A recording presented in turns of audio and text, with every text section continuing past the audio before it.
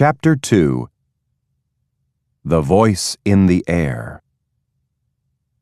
That evening, when the little Poppers had been put to bed, Mr. and Mrs. Popper settled down for a long, quiet evening. The neat living room at 432 Proudfoot Avenue was much like all the other living rooms in Stillwater, except that the walls were hung with pictures from the National Geographic magazine. Mrs. Popper picked up her mending, while Mr. Popper collected his pipe, his book, and his globe. From time to time, Mrs. Popper sighed a little as she thought about the long winter ahead.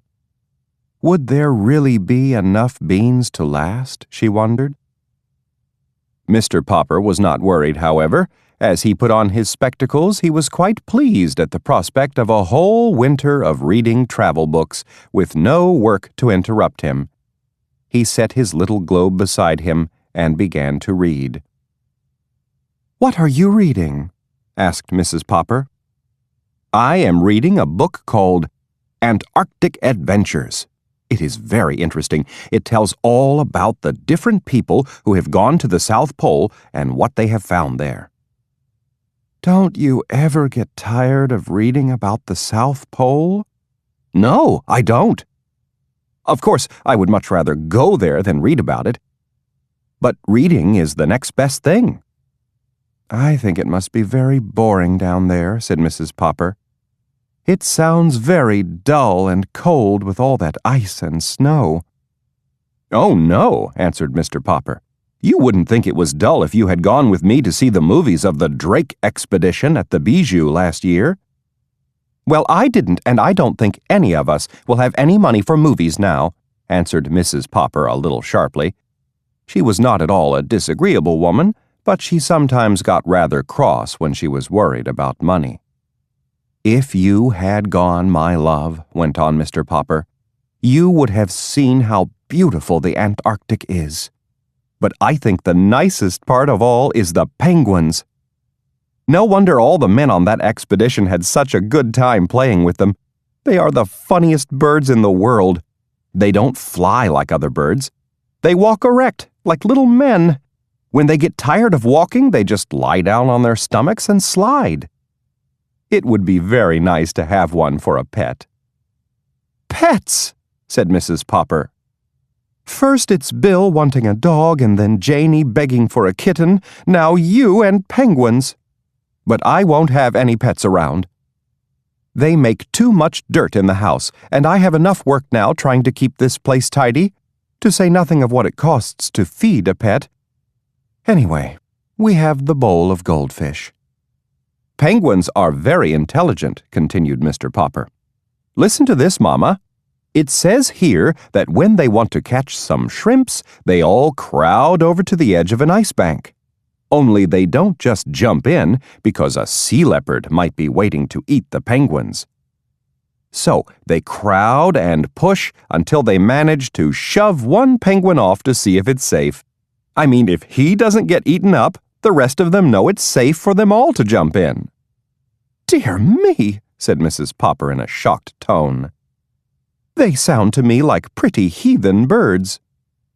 "It's a queer thing," said Mr. Popper, "that all the polar bears live at the North Pole and all the penguins at the South Pole. I should think the penguins would like the North Pole, too, if they only knew how to get there."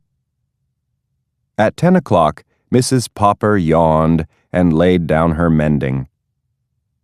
"Well, you can go on reading about those heathen birds, but I am going to bed. Tomorrow is Thursday, September 30th, and I have to go to the first meeting of the Ladies' Aid and Missionary Society." "September 30th?" said Mr. Popper in an excited tone. "You don't mean that tonight is Wednesday, September 29th? "Why, yes, I suppose it is. But what of it?" Mr. Popper put down his book of Antarctic adventures and moved hastily to the radio. "What of it?" he repeated, pushing the switch. "Why, this is the night the Drake Antarctic expedition is going to start broadcasting." "That's nothing," said Mrs. Popper. "Just a lot of men at the bottom of the world saying, 'Hello, Mama. Hello, Papa.'" "Shh," commanded Mr. Popper, laying his ear close to the radio. There was a buzz, and then suddenly from the South Pole, a faint voice floated out into the Popper living room. This is Admiral Drake speaking. Hello, Mama. Hello, Papa. Hello, Mr. Popper. "Gracious goodness!" exclaimed Mrs. Popper. "Did he say Papa or Popper?"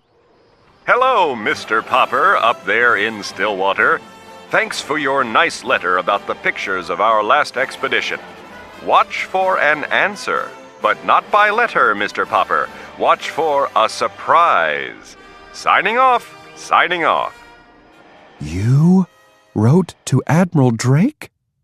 "Yes, I did," Mr. Popper admitted. "I wrote and told him how funny I thought the penguins were." "Well, I never," said Mrs. Popper, very much impressed. Mr. Popper picked up his little globe and found the Antarctic. "And to think he spoke to me all the way from there, and he even mentioned my name. Mama, what do you suppose he means by a surprise?" "I haven't any idea," answered Mrs. Popper, "but I'm going to bed. I don't want to be late for the Ladies' Aid and Missionary Society meeting tomorrow."